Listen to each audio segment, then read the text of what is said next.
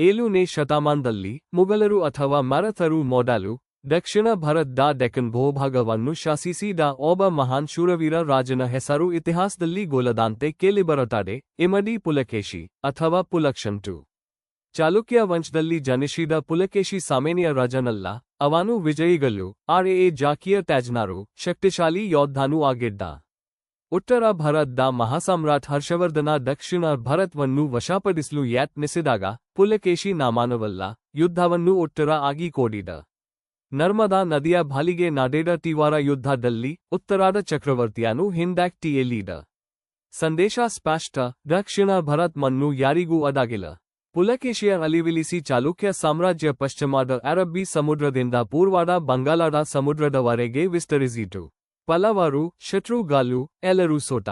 ರಾಜಕೀಯ ಒಪ್ಪಂದಗಳು ಬಹು ದೂರವರೆಗೆ ಪರ್ಷಿಯಾವರೆಗೆ ಹೋಯಿತು. ಚೀನಾದ ಪ್ರವಾಸಿಗ ಹುವೆಂಗ್ ಸಾಂಗ್, ಶಾನ್ಝಾಂಗ್, ಪುಲಕೇಶಿಯ ಶಿಷ್ಟದ ಅಲವಿನ ಬ್ಯಾಗ್, ಧಾರ್ಮಿಕ ಸಹಿಷ್ಣುತೆ ಬ್ಯಾಗ್ ವಿಶೇಷವಾಗಿ ಬರೆದಿದ್ದಾರೆ. ಆದರೆ ಶಕ್ತಿಶಾಲಿಗಳು ಸಹ ಸಮಸ್ಯೆಗಳ ಎದುರಿಸುತ್ತೆ. ಅವನ ಆಖರಿ ದಿನಗಳಲ್ಲಿ ಪಲ್ಲವರು ದಾಳಿ ಮಾಡಿದರು. ವತಾಪಿ, ಈಗ ಬಾದಾಮಿ, ಶತ್ರು ಹಸ್ತಕ್ಕೆ ಹೋಯಿತು. ಸಾಮ್ರಾಜ್ಯ ಕಡ್ಡಿ ಹೋಯಿತು. ಆದರೂ ಪುಲಕೇಶಿಯ ಹೆಸರು, ಅವನ ಪರಾಕ್ರಮ, ಅವನ ಕಲಾತ್ಮಕ ಶಕ್ತಿಗಳು ಇಂದಿಗೂ ಉಳಿದಿವೆ. ಇಮ್ಮಡಿ ಪುಲಕೇಶಿ ಶೂರವೀರ ರಾಜ. ಒಬ್ಬ ಸಾಮ್ರಾಜ್ಯವನ್ನು ಎದುರಿಸಿದ ವೀರ. ದಕ್ಷಿಣ ಭಾರತದ ಶಕ್ತಿಯ ಪ್ರತೀಕ.